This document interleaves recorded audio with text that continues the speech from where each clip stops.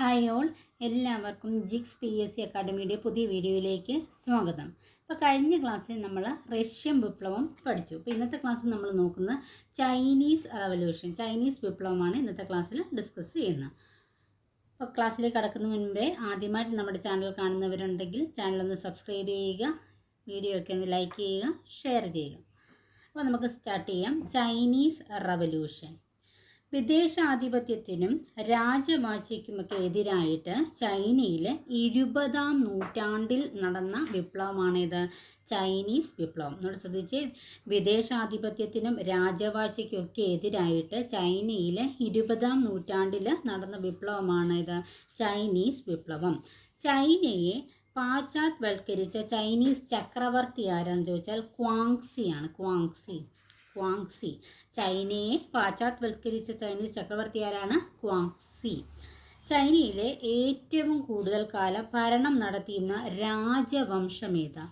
Manju രാജവംശമാണ്. 1644 to 1911. അപ്പം ചൈനയെ പാശ്ചാത്യവൽക്കരിച്ച Chinese ചക്രവർത്തിയാണ് ക്വാങ്സി.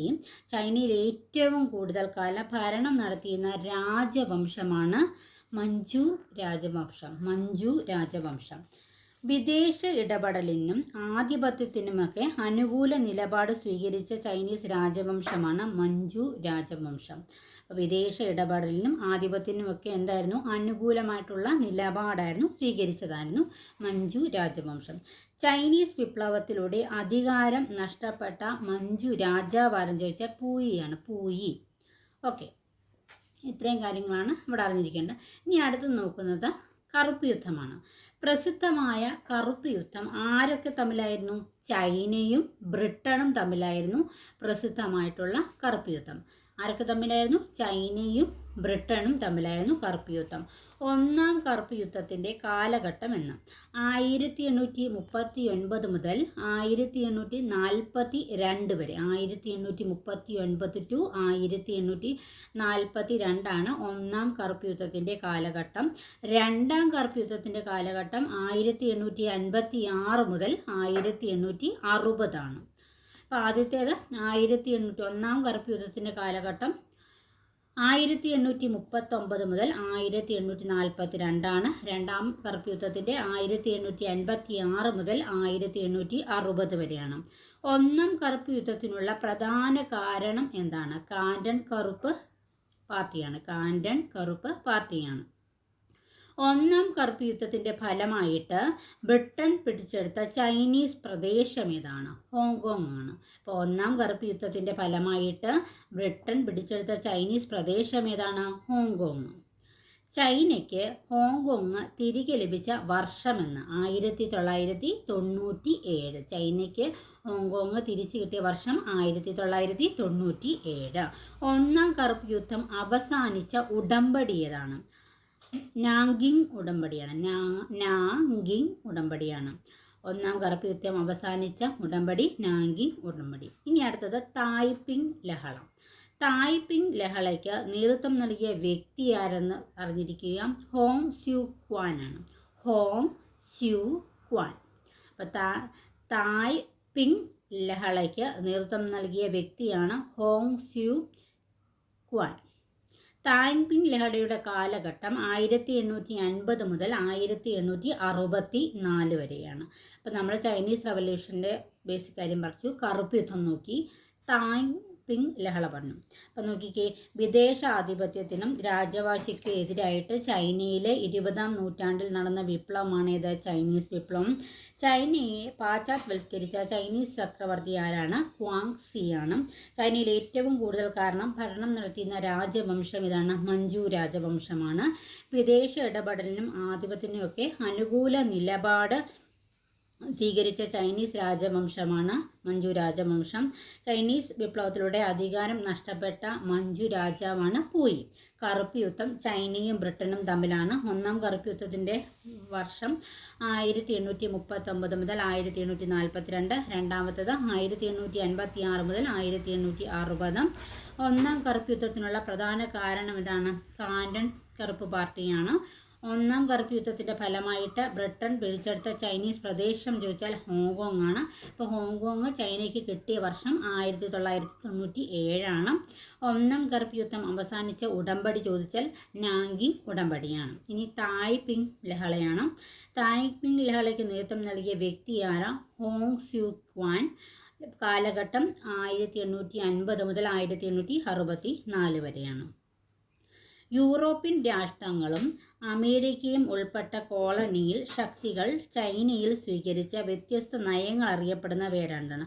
കറുപ്പ് വ്യാപാരവും തുറന്ന വാതിൽ നയവും. നമ്മൾ നോട്ട് ചെയ്ത്, യൂറോപ്യൻ രാഷ്ട്രങ്ങളും അമേരിക്കയും ഉൾപ്പെട്ട കോളനിയിൽ ശക്തികൾ ചൈനയിൽ സ്വീകരിച്ച വ്യത്യസ്ത നയങ്ങളാണ് കറുപ്പ് വ്യാപാരവും പിന്നെന്താ തുറന്ന വാതിൽ നയവും.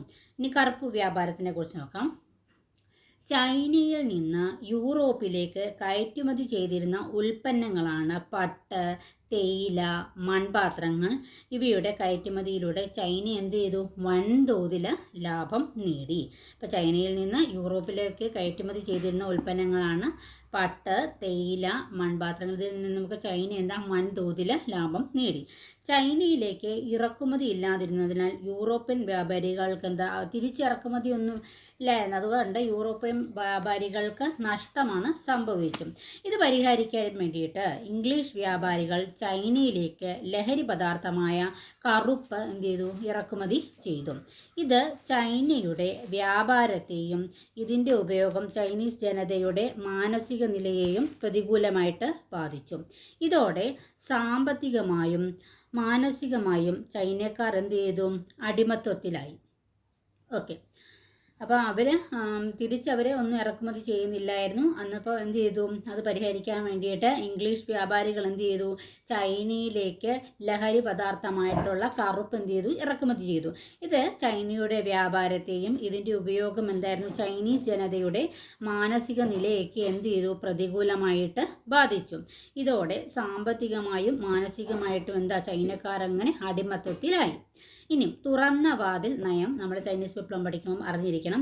എല്ലാ രാജ്യങ്ങൾക്കും തുല്യ അവകാശങ്ങളുടെ അടിസ്ഥാനത്തിൽ ചൈനയിൽ വാണിജ്യ സൗകര്യമുണ്ടാക്കണമെന്ന് വ്യവസ്ഥ ചെയ്യപ്പെടുന്ന തുറന്ന വാതിൽ നയവുമായിട്ട് മുന്നോട്ട് വന്ന രാജ്യം ഏതാണെന്ന് ചോദിച്ചാൽ അമേരിക്കയാണ്. എന്നോട് ചോദിച്ചേ, അപ്പം തുറന്ന വാതിൽ നയമായിട്ട് മുന്നോട്ട് വന്ന രാജ്യം ഏതാണ്? അമേരിക്കയാണ്. അതായത് എല്ലാ രാജ്യങ്ങൾക്കും തുല്യ അവകാശങ്ങളുടെ അടിസ്ഥാനത്തിൽ ചൈനയിൽ എന്ത് ചെയ്യണം? വാണിജ്യ സൗകര്യം ഉണ്ടാക്കണം.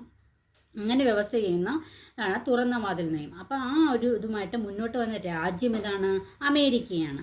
തുറന്ന വാതിൽ നയം പ്രഖ്യാപിച്ച അമേരിക്കൻ സ്റ്റേറ്റ് സെക്രട്ടറി ആരാണെന്ന് നമ്മൾ അറിഞ്ഞിരിക്കണം. ജോൺ ഹേയ് ആണ്. John hey. തുറന്ന വാതിൽ നയം പ്രഖ്യാപിച്ച അമേരിക്കൻ സ്റ്റേറ്റ് സെക്രട്ടറി ആരാണ്? John hey. ജോൺ ഹേയ് ആണ്. ഇനി അടുത്ത ബോക്സർ കലാപമാണ്. ചൈനയിൽ പ്രവർത്തിച്ചിരുന്ന ചില രഹസ്യ സംഘടനകൾ മഞ്ചു രാജവംശത്തിനെതിരെയാണ് സംഘടിപ്പിച്ച കലാപമാണ് ബോക്സർ കലാപം. നമ്മൾ മഞ്ചു രാജവംശത്തിനെ കുറിച്ചൊക്കെ പറഞ്ഞിരുന്നു. അപ്പം അങ്ങനെയിൽ ചൈനയിൽ പ്രവർത്തിച്ചിരുന്ന ചില സംഘടനകളുണ്ടായിരുന്നു. ആ സംഘടനകൾ രഹസ്യമായിട്ട് മഞ്ചു രാജവംശത്തിനെതിരെ സംഘടിപ്പിച്ച കലാപമാണ് ബോക്സർ കലാപം. ബോക്സർ കലാപം വർഷം 1900.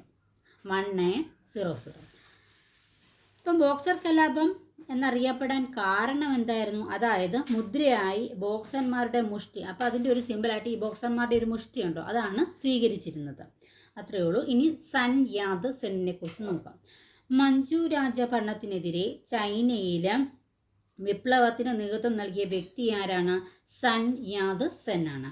മഞ്ചു രാജഭരണത്തിനെതിരെ ചൈനയിൽ വിപ്ലവത്തിന് നേതൃത്വം നൽകിയ വ്യക്തി ആരാണ്? ഏത് ഭരണത്തിനെതിരെ? മഞ്ചു രാജഭരണത്തിനെതിരെ സൻ യാത് സെൻ.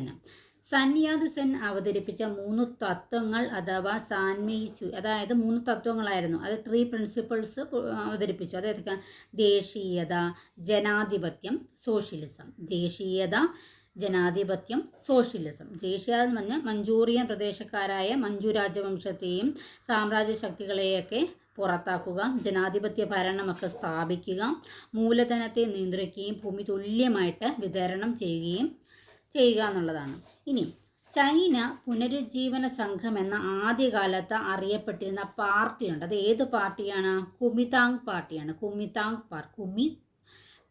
കുമിങ് താങ് പാർട്ടി. ഒന്നുകൂടി ശ്രദ്ധിച്ച്, ചൈന പുനരുജ്ജീവന സംഘം എന്ന് ആദ്യകാലത്ത് അറിയപ്പെട്ടിരുന്ന പാർട്ടിയാണ് കുമിങ് താങ് പാർട്ടി. ഇനി കുമിങ് താങ് പാർട്ടിയുടെ പ്രമുഖ പ്രവർത്തകനാണെന്ന് ആര് നമ്മളിപ്പോൾ പറയുന്ന സൻ യാത് സെൻ. കുമിങ് താങ് പാർട്ടിയുടെ പ്രമുഖ പ്രവർത്തകനാണ് ആര്? സൻ യാത് സെൻ. മഞ്ജു വംശത്തിന് അധികാരം നഷ്ടപ്പെടാൻ കാരണമായ വിപ്ലവം ഏതാണ്? 1911 നടന്ന ചൈനീസ് വിപ്ലവമാണ്. മഞ്ജു വംശത്തിന് അധികാരം നഷ്ടപ്പെടാൻ കാരണമായ വിപ്ലവം ഏതാണ്? 1911 നടന്ന ചൈനീസ് വിപ്ലവം. ചൈനീസ് റിപ്പബ്ലിക് നിലവിൽ വന്ന വർഷം, ചൈനയിലെ റിപ്പബ്ലിക് നിലവിൽ വന്ന വർഷം 1912 ചൈനീസ് റിപ്പബ്ലിക്കിൻ്റെ ആദ്യ പ്രസിഡൻ്റാണ് ആര്? നമ്മളീ പറഞ്ഞ സൻ യാത് സെൻ. അപ്പോൾ ചൈനീസ് റിപ്പബ്ലിക്കിൻ്റെ ആദ്യ പ്രസിഡൻ്റാണ് ആര്? സൻ യാത് സെൻ. ഓക്കെ, ഇനി അടുത്തതാണ് ചിയാങ് കൈ ഷെയ്ക്ക്. 1925 സൻ യാത് സെന്നിൻ്റെ മരണത്തെ തുടർന്ന് അധികാരത്തിൽ വന്ന നേതാവാണ് ആര്? ചിയാങ് കൈ ഷെക്ക്. ചിയാങ് കൈ check.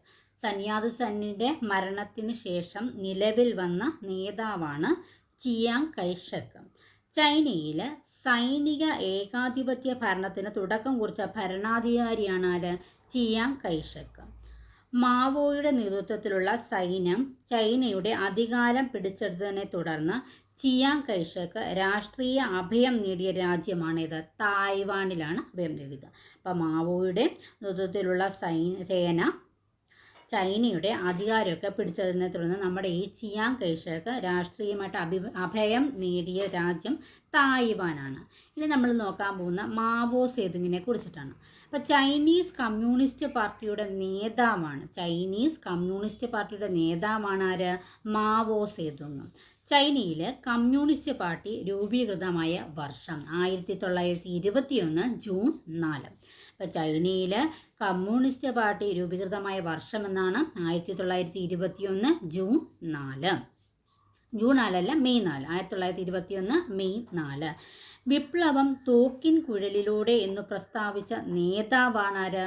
Mao Zedong. Mao Zedong എന്താ പ്രത്യേകിച്ച? വിപ്ലവം തോക്കിൻ കുഴലിലൂടെ എന്ന് പ്രസ്താവിച്ച നേതാവാണ് മാവോ സേതുങ്. ചൈനയിൽ കമ്മ്യൂണിസ്റ്റ് പാർട്ടിയുടെ നേതാവാണ്. കമ്മ്യൂണിസ്റ്റ് പാർട്ടി നിലവിൽ വന്ന് 1921 മെയ് 4. ഇനി മാവോയുടെ നേതൃത്വത്തിലുള്ള സേനയാണിത് ചുവപ്പ് സേന. മാവോ സേതുങ്ങിൻ്റെ നേതൃത്വത്തിലുള്ള സേന ഏതാണ്? ചുവപ്പ് സേനയാണ്. മാവോ സേതുങ് ചൈനയിൽ ലോങ് മാർച്ച് നടത്തി. വർഷം അറിയോ? 1934. ഇതൊക്കെ പരീക്ഷയിൽ ചോദിച്ചിട്ടുള്ളതാണ്. മാവോ സേതുങ് ചൈനയിൽ ലോങ് മാർച്ച് നടത്തിയ വർഷം 1934. 12,000 കിലോമീറ്റർ സഞ്ചരിച്ച ലോങ് മാർച്ച് എവിടെ നിന്നുമാണ്? കിയാങ്സി എന്ന് പറഞ്ഞ സ്ഥലത്ത് സ്റ്റാർട്ട് ചെയ്തിട്ട് യനാൻ എന്ന സ്ഥലത്താണ് അവസാനിച്ചത്. കിയാങ്സി എന്ന സ്ഥലത്ത് സ്റ്റാർട്ട് ചെയ്തു, യനാൻ എന്ന സ്ഥലത്താണ് എൻഡ് ചെയ്തത്. ചൈനയിലെ ആഭ്യന്തര യുദ്ധത്തിൽ പങ്കെടുത്ത സന്നദ്ധ സംഘം ഏതാണ്? ജനകീയ വിമോചന സേനയാണ്. ചൈനയിൽ ആഭ്യന്തര യുദ്ധത്തിൽ പങ്കെടുത്ത സന്നദ്ധ സംഘം ഏതാണ്? ജനകീയ വിമോചന സേന. ചൈനയിൽ ആഭ്യന്തര യുദ്ധം നടത്തിയ പാർട്ടികൾ ഏതൊക്കെയാണ്? കുമിങ് താങ് പാർട്ടിയുണ്ട്, ചൈനീസ് കമ്മ്യൂണിസ്റ്റ് പാർട്ടിയുണ്ട്. അപ്പോൾ ചൈനയിൽ ആഭ്യന്തര യുദ്ധം നടത്തിയ പാർട്ടികളാണ് കുമിങ് താങ് പാർട്ടിയും ചൈനീസ് കമ്മ്യൂണിസ്റ്റ് പാർട്ടിയും. ചൈനയിൽ കമ്മ്യൂണിസ്റ്റ് വിപ്ലവം നടന്ന വർഷം 1949. ചൈനയിൽ കമ്മ്യൂണിസ്റ്റ് വിപ്ലവം നടന്ന വർഷം 1949. പീപ്പിൾസ് റിപ്പബ്ലിക് ഓഫ് ചൈന നിലവിൽ വന്ന വർഷം എന്നാണ്. അത് 1949 October 1. People's Republic of China നിലവിൽ വന്ന വർഷം 1949 ഒക്ടോബർ 1. പീപ്പിൾസ് റിപ്പബ്ലിക് ഓഫ് ചൈനയുടെ സ്ഥാപകനാരാണ്? Mao Zedong. ഇനിയും സാംസ്കാരിക വിപ്ലവം നടന്ന വർഷം നമ്മുടെ 1966 എന്നാണ്. പക്ഷേ NCERT പുസ്തകത്തിൽ 1965 തോന്നുന്നു. അപ്പം അത് ഒന്ന് നോട്ട് ചെയ്യുക. ചൈനയിൽ സാംസ്കാരിക വിപ്ലവത്തിന് നേതൃത്വം നൽകിയ നേതാവാരാണ്? നമ്മൾ ഇപ്പോൾ പറഞ്ഞുകൊണ്ടിരിക്കുന്ന മാവോ സേതുങ് ആണ്. ചൈനയിലെ സാംസ്കാരിക വിപ്ലവത്തിന് നേതൃത്വം നൽകിയ നേതാവ് മാവോ സേതുങ്. അങ്ങനെ മാവോ സേതുങ് അന്തരിച്ച വർഷം 1976. ഓക്കെ ആണല്ലോ. അപ്പോൾ ഇത്രയേ ഉള്ളൂ ചൈനീസ് റവല്യൂഷനുമായിട്ട് നമ്മൾ പഠിച്ചിരിക്കേണ്ട കാര്യങ്ങൾ. എന്തൊക്കെയായിരുന്നു? ചൈനീസ് റവല്യൂഷനെ മഞ്ചു രാജവംശത്തിനെ പറഞ്ഞു, കറുപ്പ് യുദ്ധത്തിനെ കുറിച്ച് പറഞ്ഞു, തായ്പിങ് ലഹള പറഞ്ഞു, കറുപ്പ് വ്യാപാരത്തെക്കുറിച്ച് പറഞ്ഞു, തുറന്ന വാതിൽ നയം എന്തായിരുന്നു എന്ന് പറഞ്ഞു, അത് ആരാണ് പ്രഖ്യാപിച്ചത്? ജോൺ ഹേ പ്രഖ്യാപിച്ചെന്ന് പറഞ്ഞു, ബോക്സർ കലാപം, സന്യാദ് സെന്നിനെ കുറിച്ച് പറഞ്ഞു, മാവോ സേതുങ്ങിനെ കുറിച്ച് പറഞ്ഞു, ചിയാങ് കൈഷക്കിനെ കുറിച്ച് പറഞ്ഞു. ഇത്രയും കാര്യങ്ങളാണ് ഈ ഒരു സെക്ഷനിൽ നമ്മൾ പഠിച്ചിരിക്കേണ്ടത്. കുറച്ച് പ്രയാസമേറിയ ഒരു ചാപ്റ്ററാണ്, അതിൽ കുറച്ച് വാക്കുകളൊക്കെ കുറച്ച് പ്രയാസമാണ്, എങ്കിലും ഇമ്പോർട്ടൻ്റ് ആണ്, മിസ് ചെയ്യരുത്, പഠിക്കുക. നെക്സ്റ്റ് ക്ലാസ്സിൽ കാണുന്നവരെ അപ്പോൾ എല്ലാവർക്കും ബൈ.